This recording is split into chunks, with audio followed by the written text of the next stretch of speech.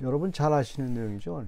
로마서와 야고보서는 이게 반대 개념이 있어요. 그러니까 로마서에서는 믿음 이신칭이 믿음으로 구원받는다고 했는데 야고보서 2장 26절에 보면 믿음으로만 아니고 그 행위를 해야 돼. 이런 뉘앙스를 풍기는 그런 구절이 있어요. 그래서 이제 잘 아시는 여러분 마틴 루터 같은 그 개혁자들은 지푸라기 서신이라고 그랬어요. 스트로 오브 피스를 그래가지고 이거는 서신이 이제 성경에 들어올 수 없는 건데 들어온 것 같다 이런 식인 거예요. 그래서 이게 옛날에 양피지에 있었는데 이게 아마 이게 아주 불편한 성경이에요. 근데 그걸 갖다가 이제 칼빈이라는 사람은 잘 해석을 했어요. 그거는 루터가 그때 이신칭의로 이제 종교개혁을 했기 때문에 그것을 잘못 본 거로 볼 수 있죠. 그래서 그걸 정확하게 해석을 했죠. 그게 반대 개념이 아니라는 것을 얘기했죠.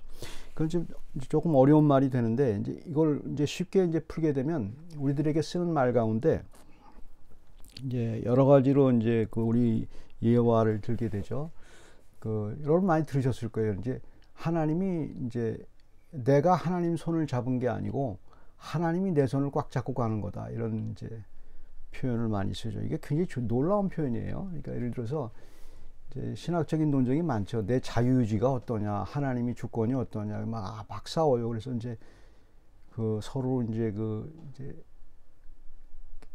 그게 있지 않습니까? 그 오래된 신학 논쟁이 지금도 그걸 이제 헷갈려해요.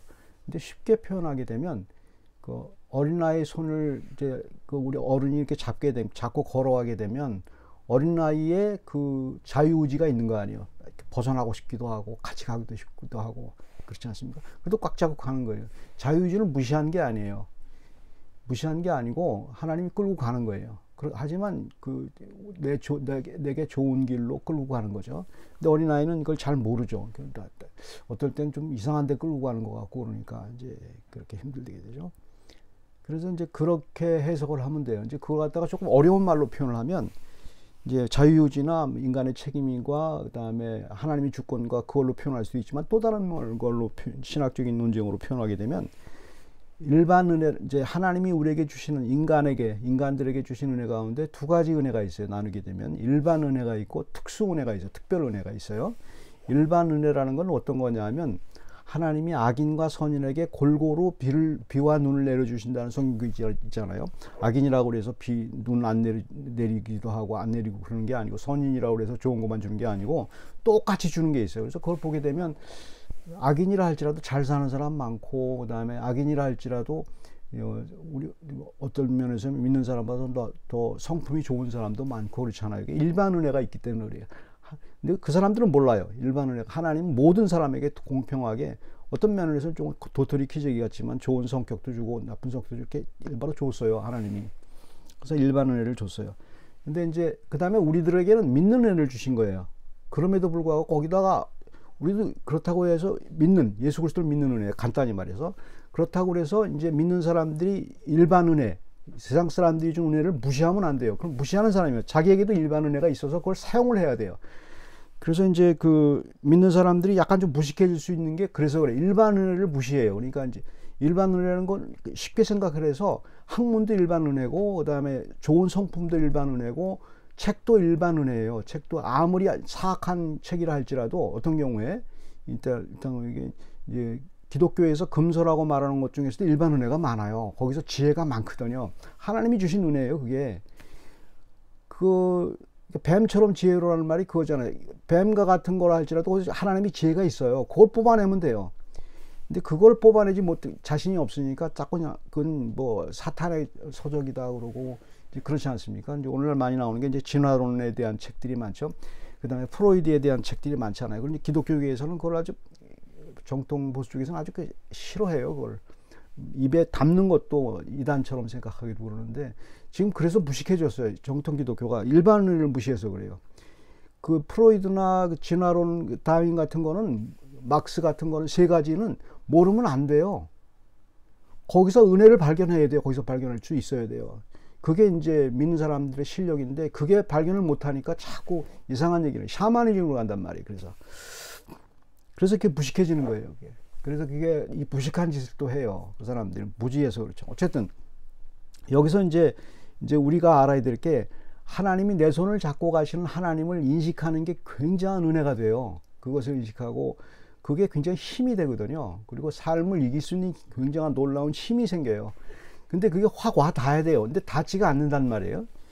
그래서 오늘 그 말씀 가운데서 이제 그걸 발견해 볼 수 있으면 좋을 것 같아요. 이제 말씀 보게 되면 야고보서 1장 2절 볼게요. 여러분 같이 따라와 보세요. 내 형제들아 너희가 여러 가지 시험을 당하거든 온전히 기쁘게 여기라. 여기서 일반 은혜와 특별 은혜를 구별할 수 있어야 돼요. 자, 모든 사람들은 말이죠. 모든 사람들은 시험을 당하면 기뻐해요, 안 기뻐해요? 불편해요. 기쁠 수가 없어요. 시험을 당하면 어떻게 기쁠 수가 있어요? 근데 그래서 여기서 명령형을 사용했잖아요. 기쁘게 여기라고 이제 성경은 명령형을 사용했잖아요. 이제 기독교에서 잘못 가르치는 것 중에 하나가 시험을 당하든 기쁘게 여기라 그래서 이걸 갖다가 주입식으로 집어넣어요. 그리고 적극적 사고방식, 그 다음에 긍정적 사고방식 이렇게 집어넣어요. 그래서 아 나는 기쁘다 100번만 하면 된다 이런 식으로 믿음을 가르쳐 준단 말이에요. 이게 샤머니즘이 들어가는 길이에요. 그게 인본주의가 들어가는 길이에요. 그게 하나님의 의도를 모르는 거예요. 전혀 모르는 거예요. 그게 시험을 당하거든 하나님은 우리에게 일반 은혜가 있다니까요. 아프면 아프다고 말할 수 있는 몸의 기관을 줬어요. 근데 이걸 무시해 버린다고. 그러니까 이제 자꾸 이제 이상하게 되고 이제 아주 무당보다 더 무식한 그런 사람들이 돼요. 온전히 기쁘게 여기라는 것은 내 이성을 사용을 해야 돼요. 왜 기쁘게 여겨야 되는지를 생각을 해야 돼. 그때부터 생각하지 않고서는 이게 해결이 안 돼요. 해결이 안 되고 이제 그렇단 말이에요. 이제 그걸 이제 설명해 주는 거예요. 왜 그런지를 이제 3절 보세요. 이는 너희 믿음의 시련이 인내를 만들어내는 줄 너희가 알미라. 우리가 안다고 그랬어요. 믿음의 생활 가운데서 말입니다. 가장 이상한 게 있어요. 이상한 게 어떤 게 이거는 믿고 계속 믿고 나가는 것 중에서 이상한 게 있어요. 믿으면 믿을수록 시련이 많이 생기는 것 같다고요. 믿음에 그렇잖아요. 그래서 무슨 생각이 들어요? 믿음을 포기하고 싶어요. 그렇잖아요. 포기하고 싶잖아요. 근데 포기가 안 돼. 그걸 이상하게 생각한 적이 있어요? 아, 그때 무슨 사건이 생겨가지고 내가 신앙생활 오래 한 사람일수록 이걸 이상하게 생각할 수 있어요. 아니, 내가 그런 시련이 나오고 그러면 하나님 욕하고 떠날 텐데, 욥의 아내처럼. 왜 떠나지 않느냐고요. 뭐 여러 가지 얘기를 해요. 뭐 여러 가지 상황을 하지만 이성적으로 생각할 수 있는 사람 자기가 이상하다고 생각한 적이 있냐고요. 너의 믿음이 시련을 만들어내는 줄 우리가 알아요. 믿음의 시련이 내가 시련이 있는데도 불구하고 계속 믿는다. 여기서 인내예요. 하나님을 계속 찾는단 말이에요. 계속 그거를 우리가 알아요. 알고 있는데 여전히 이상해요. 이상한데 안단 말이에요. 그게 귀한 포인트예요. 그게 자기 자신을 잘 관찰할 수 있어야 돼요. 저 신앙생활을 하면서 말씀에 비추어 가지고. 그러니까 이런 걸 보고 믿지 않는 일반 은혜만 갖고 있는 사람들은 이게 뭔지 몰라요. 이게 뭔지 모르고 이게 무슨 얘기야. 그냥 적적인 사고방식으로 하고 그냥 그런 마음을 먹으란 말 아니야. 이렇게 생각한다고. 말씀을 해석을 해도. 그 다음에 또 결정적인 말이 있어요. 결정적인 말인데 세상 일반 은혜만 갖고 있는 사람들 또 믿음 가운데서도 잘 헷갈리는 사람들은 이걸 그렇게 표현을 해요. 성경을 잘 봐야 되는 게 그래서 그런 거예요. 믿는 사람이요. 4절을 보게 되면 4절이 이제 결정적인 포인트죠. 인내를 온전히 이루라. 이는 너희를 온전하고 구비하여 조금도 부족함이 없게 하려 함이라. 인내를 온전히 이루라는 말은 무슨 얘기예요? 인내를 온전히 이루라는 말은 로마서 5장에 나왔는 말이 있어요. 환난은 인내를 낳고 인내는 연단을 낳고 이렇게 비슷한 구절이에요. 거기서 보면 그거의 병행 구절이라고 볼 수 있어요. 그걸 갖다 참고할 수 있는 구절이라고 볼 수 있어요. 로마서 5장 3절 4절이죠. 거기에서 이제 구원을 설명하면서 바울이 구원을 설명하면서 믿음은 이제 믿음을 설명하는 거예요. 우리의 믿음을 설명하는데 뭐 여러 가지 그거 갖다 뭐 어려운 말로 표현할 수 있지만 간단하게 거기서 아주 쉽게 표현해요. 성경에서는 거기 잘 보시면 믿음의 인내는 연단을 낳고 연단을 소망을 이루느니라. 우리의 믿음이 그게 우리가 하는 거예요? 우리에 있는 어떤 뭐가 있는 거예요? 그러니까 믿음이 연달난단 말이 성격을 이룬단 말이에요. 성격을. 자, 보시면. 열로 다시 돌아와서. 인내를 온전히 이루라. 여기서 주어가 뭐예요? 성경을 보면 주어가 인내예요. 인내. 주어가 인내고, 제가 원문도 써놨어요. 주어가 인내고, 내가 아니라고요. 내가 아니고, 내가 이루는 게 아니고, 내 안에 있는 인내가 이루는 거예요. 해석을 잘 하셔야 돼요. 그러니까 로마서도 마찬가지고.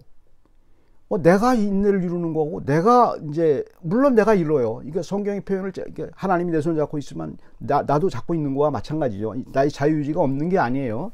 근데 표현하는 게 중요하단 말이에요. 그 표현이. 어떻게 표현을 해요? 내가 이룬 게 아니고, 물론 내가 이루었죠. 하지만 내 속에 있는 인내가 이룬 거예요. 인내가 성격을 이루는 거예요. 로마서 보면 성격을 이룬단 말이에요. 성격이라는 게 뭐예요? 성격이라는 것은 성격이 운명이잖아요. 그렇게 성격을 그렇게 가게 되면 그 일이 이루어지잖아요. 우리의 성격 가운데 형성된 성격이 있어요. 그래서 그 길로 갈 수밖에 없는 거예요.